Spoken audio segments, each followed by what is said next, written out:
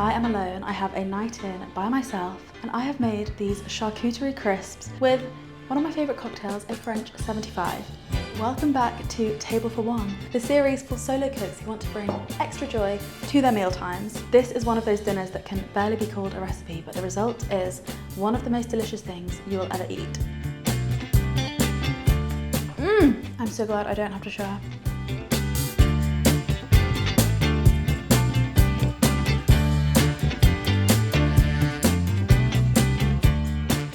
I feel like there's no better pairing than dinner for one and a nice little cocktail.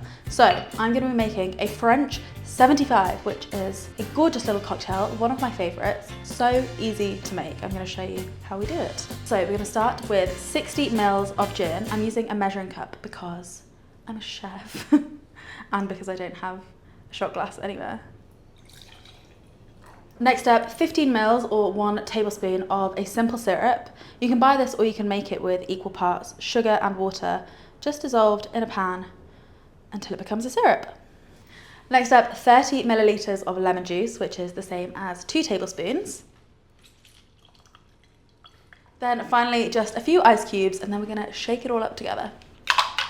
Lid on, make sure it's on nice and tight. We've had accidents before, and then just give it a little shake. That is all done, so we're going to pour it straight into the glass.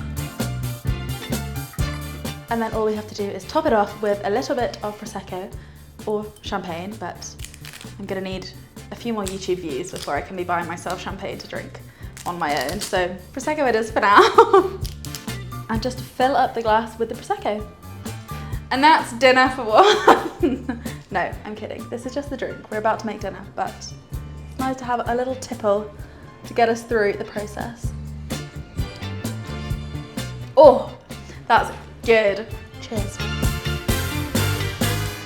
Right, so the cocktail is going to stay just there, but let me talk to you about charcuterie crisps, which are a little bit of a trend at the moment, but for good reason, because they are delicious and the perfect kind of solo date night in.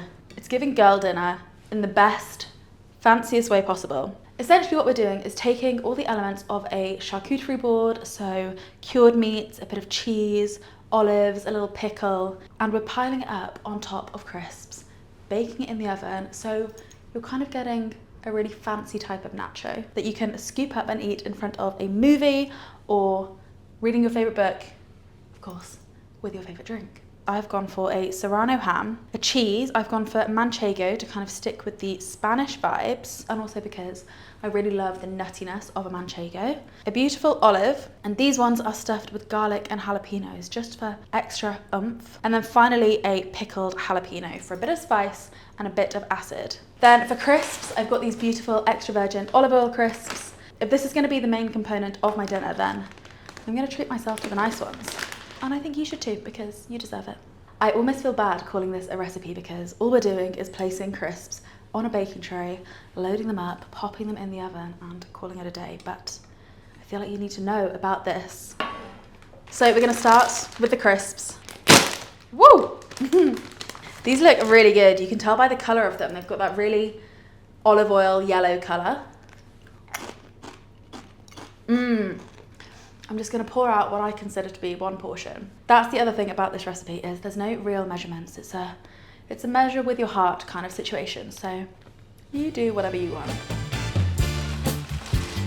So just spread those out in an even layer, and then we're going to grate over the cheese. As I said, I'm using a manchego because I love it and because I feel like it goes with the vibe of the rest of the ingredients, with it being from Spain. But you could use whatever. If you have cheddar in, use cheddar. If you want a little bit of Emmental or Gruyere, go for it.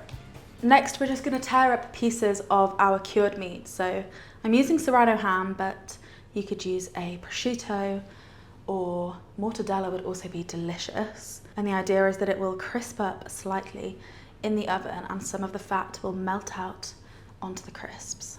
Again, just use as much as you like. And if you're vegetarian, you could also leave this off. It's totally up to you.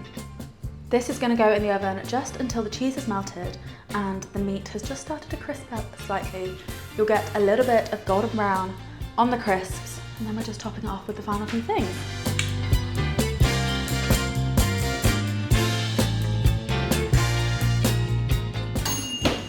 10 minutes later and we have this gorgeous, golden, crispy, cheesy goodness. It smells incredible. You could eat it straight off the tray, but I'm gonna put it on my new plate because it makes me feel fancy. Gorgeous. I feel like this is just the most ridiculous dinner ever, but I love it. Now to top it off, we're just gonna scatter over our olives and our jalapenos. And I've actually just remembered that I think I have some sour cream in the fridge. And I think a dollop of that will just finish things off perfectly.